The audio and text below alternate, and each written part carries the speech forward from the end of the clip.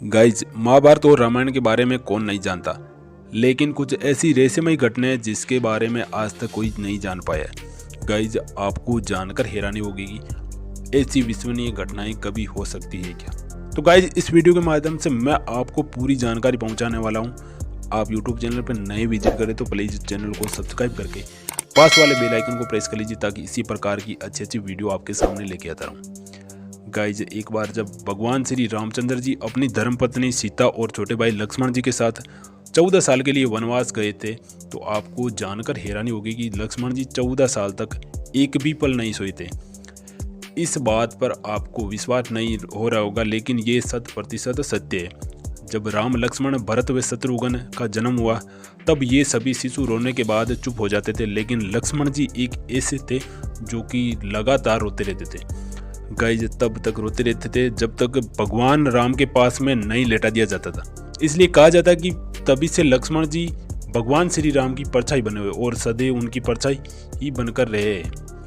जब श्री राम को 14 वर्षों के लिए वनवास जाने का आदेश मिला, तब लक्ष्मण जी भी उनके साथ जाने के लिए फैसला कर लिया था। जब लक्ष्मण जी के वन में जाने की बात उनकी धर्मपत्नी उर्मिला से सुनी, तो उन्होंने भी लक्ष्मण जी के साथ जाने के लिए फैसला कर लिया था।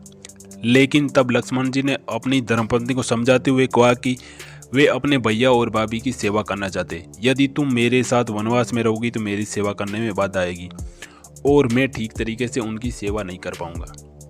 लक्ष्मण जी की ये बात सुनकर उनकी पत्नी उर्मिला ने दिल पे पत्थर रखकर उनकी बात मान गई और वे वहीं पे ही रुक गई।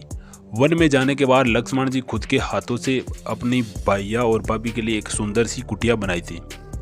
भगवान श्री राम और उनकी पत्नी सीता माता उस कुटिया में विश्राम कर रहे थे, तो लक्ष्मण जी बाहर उनकी कुटिया के पहरेदारी के रूप में पहरा दे रहे थे। लेकिन कहा जाता है कि वनवास की पहली रात में भगवान श्री राम और सीता जी विश्राम करने के लिए कुटिया के अंदर चले गए थे।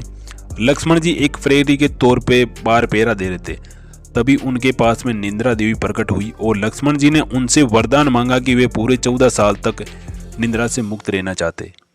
लेकिन निंद्रा देवी इससे खुश होकर उनके वरदान को मान लिया, लेकिन उनके सामने एक शर्त रखी कि तुम्हारे हिस्से की निंद्रा किसी न किसी को तो लेनी पड़ेगी।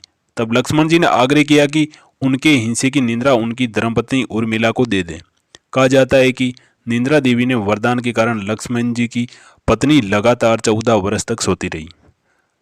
रावण के वध के समय वनवास समाप्त हुआ, तब श्री राम और सीता माता लक्ष्मण जी के साथ वापस अयोध्या आए थे। जब श्री राम जी का राज तिलक हो रहा था, तो कहा जाता है कि उर्मिला भी वहां मौजूद थी, लेकिन निंद्रा अवस्था में देखकर लक्ष्मण जी जोर जोर से हंसने लगे थे।